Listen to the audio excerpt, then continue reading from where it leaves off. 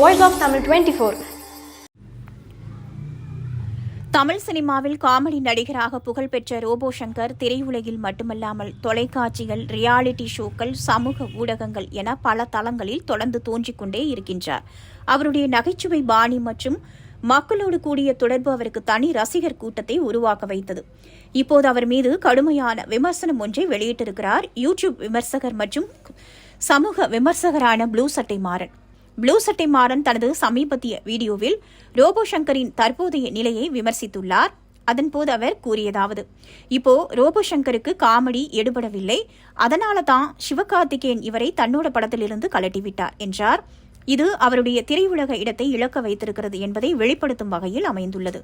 திரையுலகில் வாய்ப்பு குறைய தொடங்கிய பின் ரோபோ சங்கர் தனது குடும்ப நிகழ்வுகளை முன்னிலைப்படுத்தி யூடியூபில் வீடியோக்களை வெளியிட்டு வருகிறார். மாறன் அதை பற்றியும் கடுமையாக விமர்சித்துள்ளார். அதன்போது அவர் கூறியதாவது: கல்யாணம், வளைகாப்பு என அனைத்தையும் வீடியோவா யூடியூபில் போடுறீங்க. 24 மணி நேரமும் யூடியூபில் உங்க வீடியோ தான். இப்போ தாத்தா ஆன பிறகு பேரனை கூட வீடியோ போடுறீங்க.